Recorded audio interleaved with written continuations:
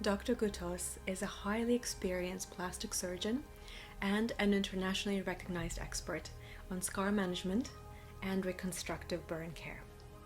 He possesses an extraordinary level of expertise, treating a whole range of scar conditions, from aesthetic scars all the way to complex keloid scars. Dr. Goutos, who would be a good candidate for scar treatment? What I would say is that over the last number of decades, we have really moved from the old dogma of waiting for a scar to mature before we intervene. So I find it quite surprising that quite a lot of my colleagues will advise patients to not intervene on a scar unless it is 12 to 18 months old. We have definitely moved on from that. And what I would say is that no matter what the age of the scar is, if someone has functional or aesthetic concerns about a scar, then they could potentially be a good candidate for treatment. How are post-acne lesions and ice pick scars treated? Acne scar management is in most cases quite complex. The reason for that is that most individuals will have quite a large number of very different scars, including rolling, box scar and ice picks. Out of the three subtypes, undoubtedly the ice pick scars tend to be most challenging. The reason for that is that they tend to have very deep internal attachments that hold them in this rather unappealing sharp V configuration. There are quite a number of modalities that can be used for ice pick scars. In a certain number of cases, we can simply remove those isolated scars and close the skin. This clearly will result in a new scar that we would then treat with lasers or needling, for instance. Another well-established method is to use a technique called TCA cross. And effectively what this technique uses is a very high concentration of an acid, TCA, which is applied right into the very depth of the scar. The rationale for the TCA cross is that the very small and highly concentrated acid will effectively produce a superficial burn to the skin, and as a result a healing process will happen, and effectively after a full course we can convert a very sharp V or an ice pick scar into a much more gently sloping rolling scar, which is then more amenable to other modalities including laser. At what point should one look to address acne scarring? That's a very good question, Natalia, and I think maybe this is trying to preach onto the converted, because clearly I think both you and your audience would be very well versed into skincare, and clearly skincare is key. So what I would say is one of the most important steps is to make sure that acne is well controlled.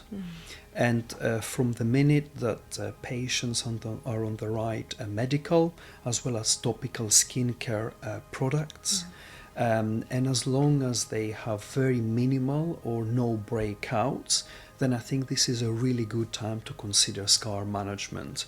And I think the general principle is that the earlier we treat, the better the outcome is likely to be.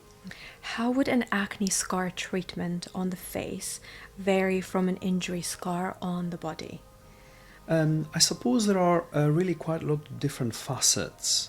What I generally tend to find is that acne scar management really has multiple facets.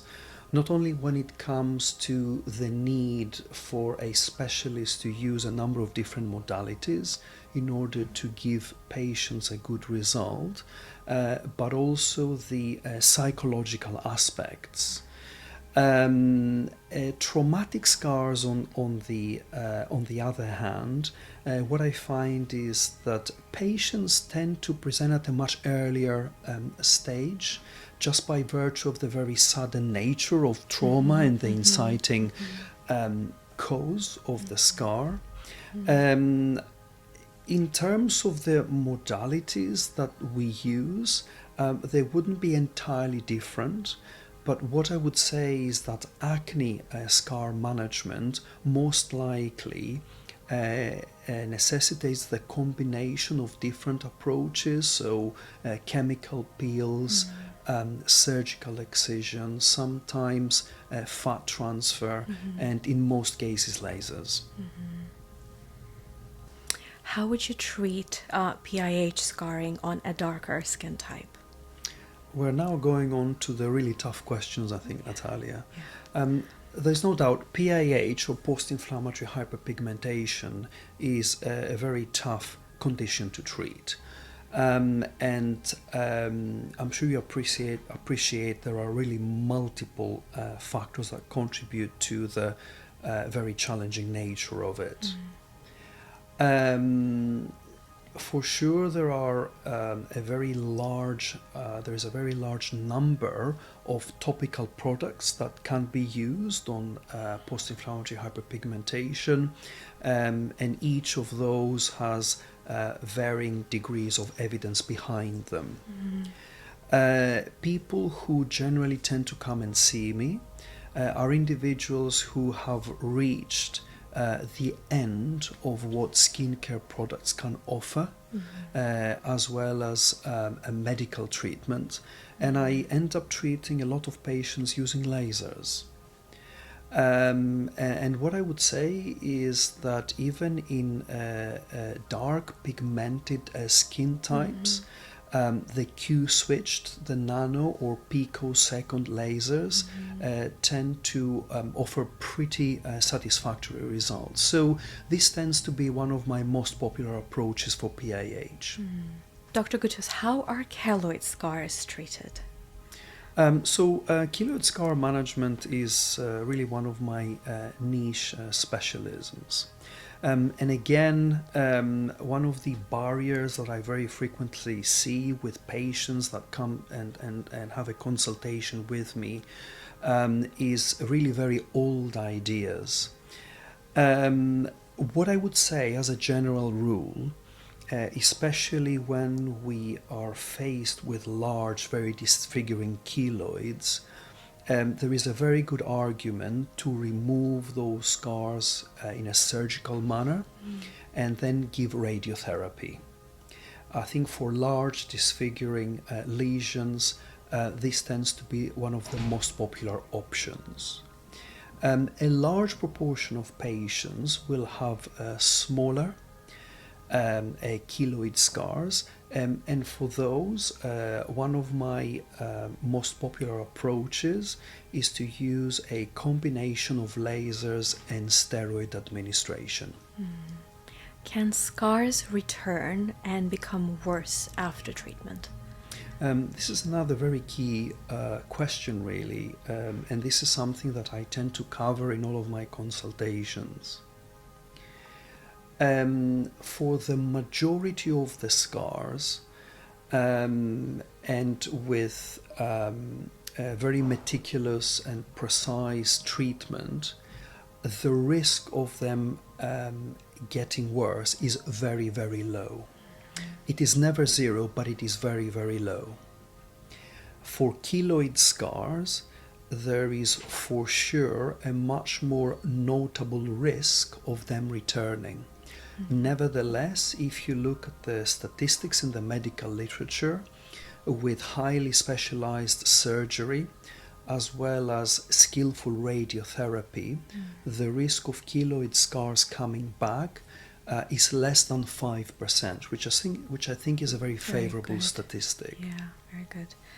How would your scar treatment approach change when treating a Caucasian skin versus an Asian skin, for example? This is really a very critical factor. Skin subtype really determines my approach, and it will also influence my choice of modalities as well as the exact parameters that I would use to treat a patient. Just to give you an example, if we are faced with a patient who has a scar and a very light Caucasian skin, I would be very likely to recommend a rather assertive laser modality, for example, a carbon dioxide. If we are faced with a highly pigmented skin, then I'm very likely to go for a much gentler modality. For example, an erbium fiber, maybe in association with a pico laser to try and treat any problems with pigmentation, because clearly highly pigmented skin will run much elevated risks with an assertive modality like the carbon dioxide. Tell us a little bit about a recent complicated scar treatment case, and how did you choose to address it? One case that springs to mind, sticking to the acne scar treatment theme, is a young man who had very severe cystic acne in his early teens. I saw him at the age of 19 with really very severe scarring, and as expected, this individual was very withdrawn as a result of his facial scarring. I took him through my multidisciplinary approach. So he was seen by a body image counselor that is resident in my clinic. I offered him a very detailed consultation, and we used a variety of different modalities. So we started off with a TCA cross to address the ice-pick scars. Then we went into 2 rounds of needle subcision and fat transfer, and then we finished with a course of combined laser modalities. So this is a scar management journey that lasted for about 12 months, but I do believe that the result was well worth the effort and the investment. Dr. Goutos, thank you so very much for your time today. It was such a pleasure to have you, and thank you for sharing your knowledge and your expertise with us today. It's been a pleasure, Natalia. Thank you for inviting me.